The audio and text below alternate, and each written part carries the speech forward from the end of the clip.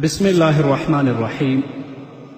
الحمد لله رب العالمين حمد الشاكرين، الصلاة والسلام على سيد الأنبياء والمرسلين سيدنا ونبينا وشفيعنا ومولانا محمد وعلى آله وأصحابه الطيبين الطاهرين.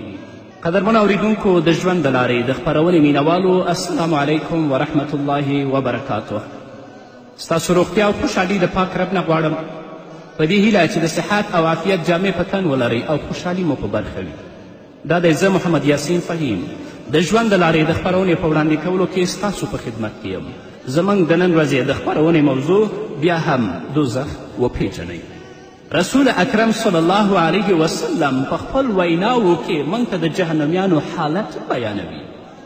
رسول الله صلی الله علیه وسلم فرمایي چې الله رب العزت به جهنمی په جهنم کې د سختې ولږې سره مخامخ کړي او د ولږې دا عذاب به له هغه عذاب سره برابر وي په کم عذاب باندې چې دا جهنمی د دې نه مخکې اخته او گرفتاره وه.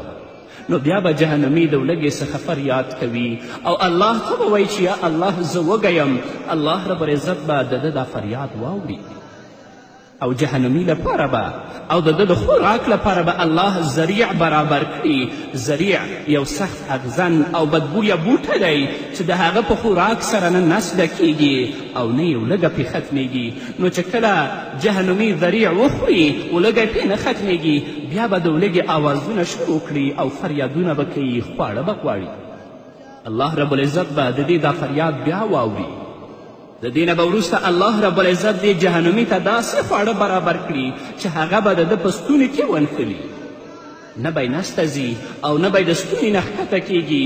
جهنمي ته به دا خبره معلومه شي چې په دنیا کې به چې ما کم شی خوړل او هغه به چې کله زما په ستوني کې ونښتل نو ما به ورپسې اوبه څښلې، نو دلته به هم د اوبو غوښتنه وکړي. الله رب العزت به جهنمي ته داسې ګرمې اوبه ورکړي چې کله هغه اوبه وڅښي نو کومه کلمې چې د ده په زړه کې دي هغه به ټولې ټوټه ټوټه کړي ورته الله. د دې نه به وروسته جهنمیان په خپلو کې سره ووایي، هغه ملائکې چې د دوزخ ساتندویانې دي، تاسو هغو ته ووایئ چې زموږ په حق کې دعا وکړي چې الله رب العزت زموږ نه د عذاب سپک کړي. د دوزخ ساتونکي ملائکې به چې کله د دوی فریاد واوري دوی ته به ووایي چې آیا الله رب العزت تاسو ته رسولان او انبیا سره د ښکاره دلایلو نه ور رااستولي؟ د جهنم او د جنت حالات تاسو ته نه و بیان کړي؟ دوزخیان به ووایي چې هو الله رب العزت موږ ته رسولان رالیږلي ول. ملائکې به ورته ووایي چې تاسو په خپله دعا وکړئ، موږ ستاسو په حق کې دعا نشو کولی. نو کافران چې کومه دعاګانې کوي د هغوی دعاګانې به الله نه اوري او کله به هم د دوی دعاګانې دوی ته کومه ګټه ونه رسوي. د دې نه به وروسته جهنمیان په خپل منځ کې مشوره وکړي چې تاسو د جهنم مالک ته آواز وکړئ. نو چې کله د جهنم مالک ته آواز وکړي هغوی ته به ووایي چې ای مالکه خپل رب ته دعا وکړه چې موږ ته مرګ راولي، چې الله رب العزت دا کوم عذاب چې په موږ باندې دی دا ختم کړي. نو د جهنم مالک به ورته ووایي چې تاسو به تل لپاره د الله رب العزت په دې عذاب کې گرفتاره یاستئ، ستاسو دعا کله هم نه اوریدل کیږي او په تاسو باندې مرګ هم نه راځي. ځکه په دنیا کې چې انبیاو کرامو علماو کومه ویناوې تاسو ته کولې هغه به تاسو دروغ ګڼلې او تاسو به هغوی پسې سپکاوی کوه. نو دلته هم تاسو د الله رب العزت عذاب څکئ، نه به ستاسو دعا اوریدل کیږي او نه به ستاسو آوازونه څوک اوري. د رسول الله صلی الله علیه وسلم مبارک عادت و چې کله به یې د سهار لمونځ ادا که د صحابه و کرامو نه به یې پوښتنه کوله چې ستاسو نه به خو چا کوم خوب نه وي لیدلی او که به یې په خپله خوب لیدلی و نو هغه به صحابه و کرامو رضوان الله تعالی علیهم اجمعین ته بیانوه. د انبیاو کرامو خوب هم ریښتونی وي. یوه ورځ رسول الله صلی الله علیه وسلم صحابه و کرامو ته وفرمایل چې ما یو خوب لیدلی. هغه خوب دا دی چې یو کس پروت دی او د بل کس په لاس کې غټه ډبره ده او دا سړی په دې سر باندې وهي، سر یې ورته هواروي.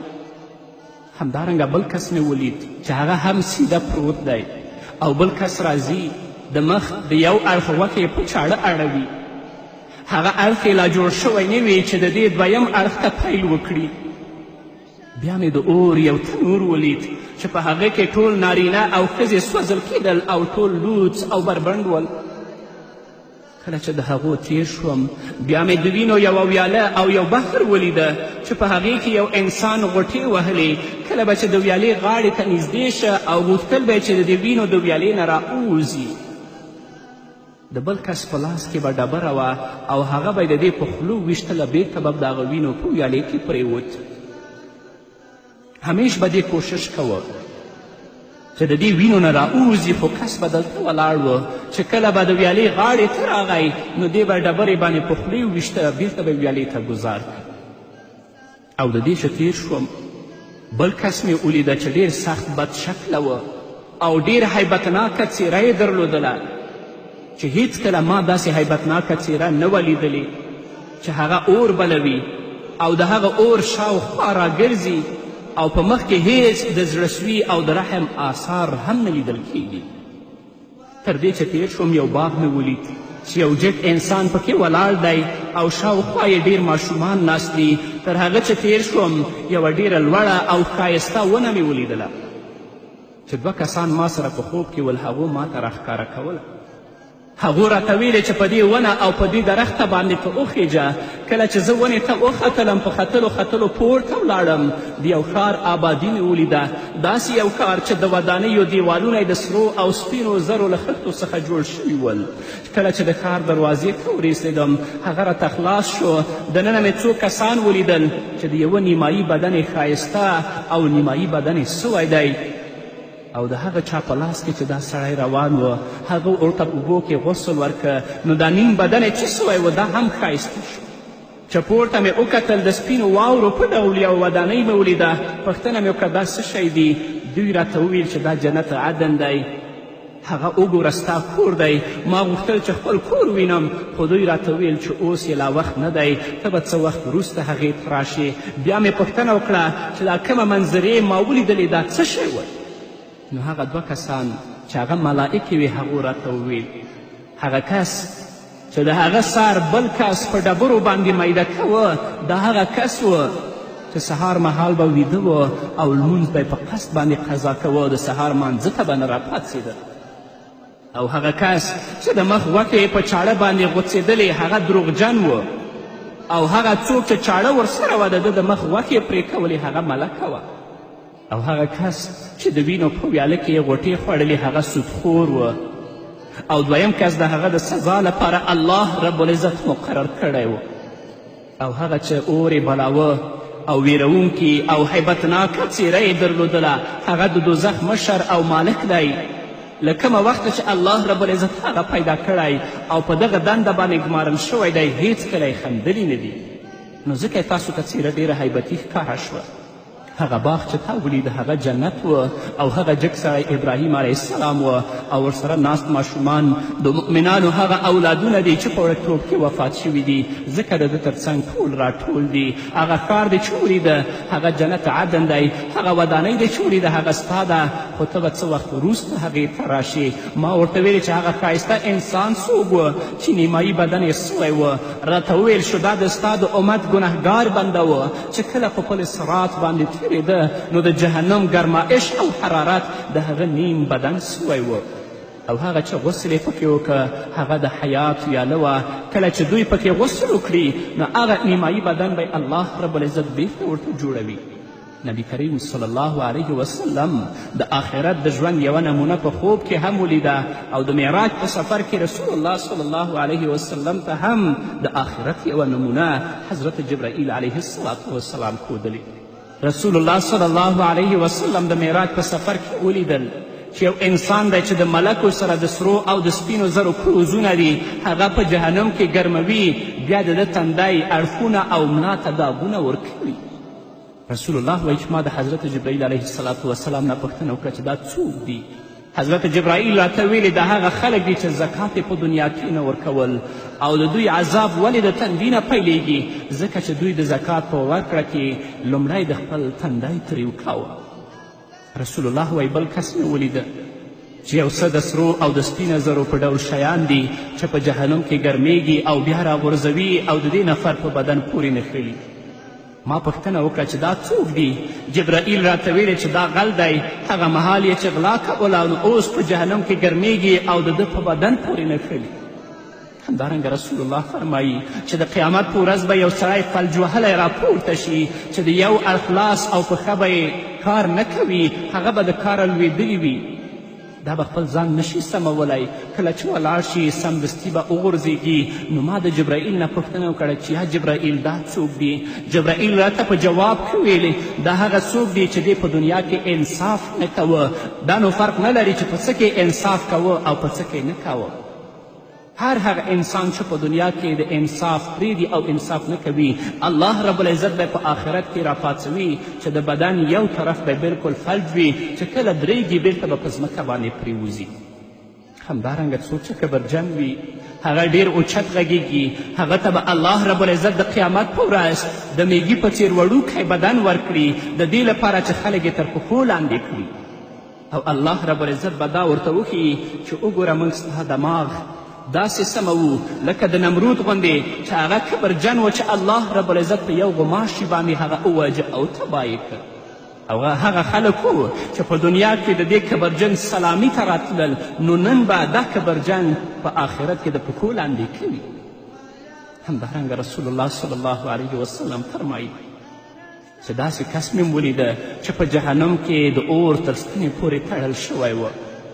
ما د حضرت جبرائیل علیه السلام نه پوښتنه وکړه چې یا جبرائیل دا څوک دی؟ جبرائیل علیه السلام راته وویل چې دا هغه څوک دی چې په دنیا کې د نورو عیبونه لټول او د هغو عیبونه به افشا کول. سزا یې همدا ده چې په ستنو پورې به وتړل شي او د الله رب العزت هغه سخت عذاب به دې ته ورکول کیږي.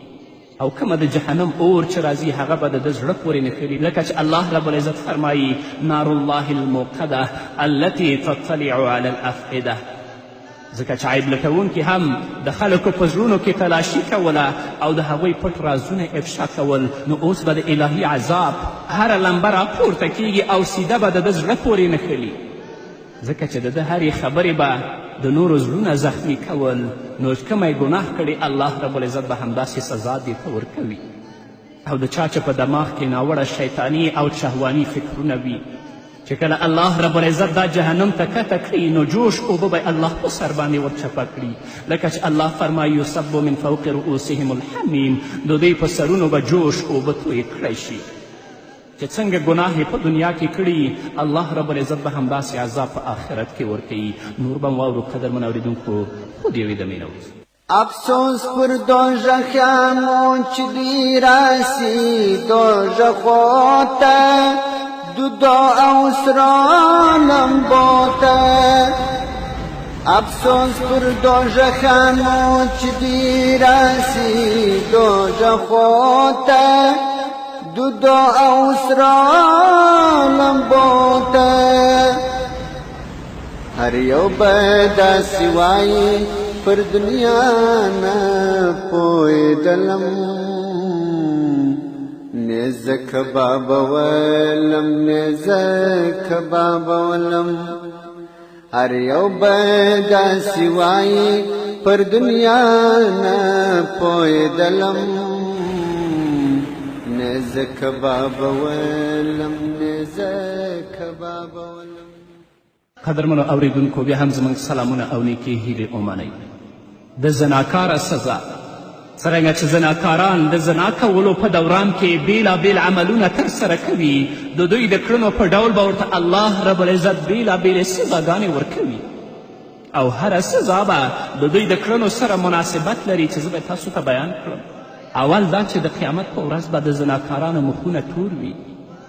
دا ځکه چې دوی به په دنیا کې یو بل ته مخونه ښایسته کول او یو بل ته به ځانونه جوړول، نو د آخرت په ورځ که نارینه وي که ښځینه چې کله راپورته کیږي د الله حضور ته مخونه به تور وي، ټول خلک به یې پیژني.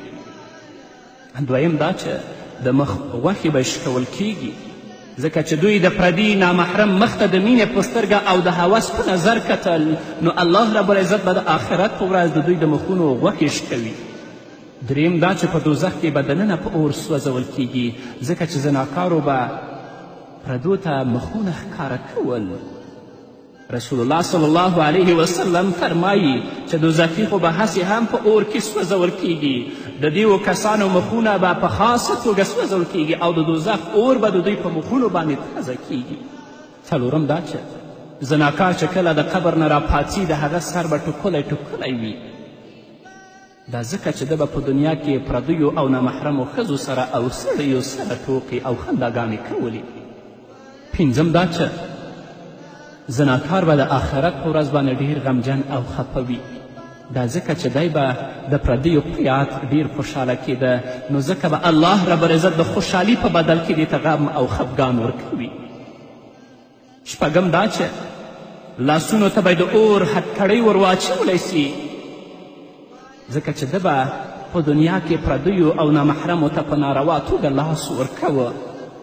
بل دا چې پښو ته به یې زولنې ور واچولی شي، ځکه چې دې به پردیو او د نارواو لیدلو ته په دې پښو باندې روان و، نو الله رب العزت به په آخرت کې د دې پښو ته د اور هتکړۍ ور واچوي. بل دا چې د زناکارو په سترګو کې به ویلې شوی صرف او قیر الله ور وڅڅوي، ځکه چې دوی به په سترګو د شهوت کاته کول او د پردیو لپاره به یې د خپلې سترګې پرنجو تورولې. بل دا چې زناکار به پړ مخې دوزخ ته کش کول کیږي او الله به جهنم ته غورځوي، ځکه چې دوی تر هر څه مخه د زنا د شریک مخ ته کتل او د هغه نه به یې خوند اخیسته، نو الله به یې نن پړ مخې جهنم ته غورځوي. بل دا چې د زنا کوونکي غاړې ته به د اور زنځیرونه الله ور واچوي، ځکه چې دوی به په ناروا توګه د یو بل غاړې ته لاسونه اچول، نو الله رب العزت به د آخرت په ورځ د دوی په غاړه کې د اور زنځیرونه واچوي او جهنم ته به یې ګذار کړي. همدارنګه زناکارو ته به الله رب العزت د آخرت په ورځ د قیر جامې ور واغوندي، ځکه چې دوی به په دنیا کې یو بل ته د خپل پټ اندامونه ښکاره کول، نو اوس به الله رب العزت دوی ته داسې جامې ور واغوندي چې هغه ډېر ژر اور اخلي او د دوی بدنونو پورې نښلي. او د زناکارانو نه به په جهنم کې داسې بدبویي روانه وي چې نور جهنمیان به د دوی د بدبویي نه په عذاب راشي او دوی سره به په جهنم کې جنګ کوي. همدارنګه زناکاران به په دوزخ کې د سر په ویښتانو الله رب العزت زړوي، او که هغه ښځې وي الله رب العزت به یې په جهنم کې د خپلو سینو نه زړوي او ټولو خلکو ته به ښکاروي. زناکاران که نر دي که ښځې ټول به سره یو ځای لوڅ لپړ د دوزخ په تنور کې الله وغورځوي، ځکه دوی به پرته د کم شرعي ارتباط نه یو بل سره یو ځای کېدل او یو بل سره به ټوقې کولې. په دوزخ کې یوه دره ده چې د هغې نوم اساما ده. زناکاران به الله رب العزت هلته غورځوي، ځکه چې دوی به له یو بل سره په بندو او په پټو کوټو کې ملاقاتونه کول، نو الله رب العزت به هغې درې ته ګذار کړي چې هغه په جهنم کې اساما نومیږي. الله رب العزت به د قیامت په ورځ زناکاران د ټول اهل محشر په وړاندې رسوا کړي. د دوی د زناکاري اعلان به وشي، ځکه چې دوی به په دنیا کې په پټه پټه زنا کوله، د الله رب العزت نه به یې حیا نه کوله او خلک به پرې خبر نه ول، نو د آخرت په ورځ به الله رب العزت د دوی زناکاري ټول اهل محشر ته اعلان کړي او دوی به رسوا کړي. د زناکارانو پر خولو به مهرونه ولګول شي، خبرې به په خپلو خولو باندې نشي کولی، د دوی اندامونه به د الله رب العزت په حضور کې په دوی باندې شاهدي وایي. پر زناکارانو به ټول جهنمیان لعنتونه وایي، دا ځکه چې دوی به هر یوه په دنیا کې د خپل معشوق او ناروا آشنایي صفتونه کول او د هغو پسې به یې سندرې او شعرونه ویل، نو په جهنم کې به جهنمیان په دوی باندې لعنتونه وایي. همدارنګه قدرمنو اورېدونکو، څنګه چې زناکاران د پردیو سره په خبرو باندې خوند اخلي، نو د قیامت په ورځ به الله رب العزت ورسره خبرې نه کوي. الله رب العزت دې موږ ته توفیق راکړي چې د الله د اوامرو او د الله رب العزت د احکامو پابند شو. نو زما خویندو او ورونو، د دنیا په محدود ژوند او د دنیا په محدودو مزو باندې مه دوکه کیږئ چې تل تر تله به بیا د الله رب العزت په عذاب کې ګرفتاروئ، او که تر اوسه هم کومه ګناهونه کړي وي پوه نه یاستئ، اوس الله رب العزت ته توبه وکاږئ او په خپلو بدو عملونو باندې پښیمانتیا وکړئ او دا تصمیم ونیسئ چې زه به بیا فاسد عمل ته مخه نه کوم. کنی الله رب العزت به د آخرت په ورځ هر هغه څه چې موږ په دنیا کې کړي دي زموږ مخې ته دی او د هر یو حساب به موږ سره کوي.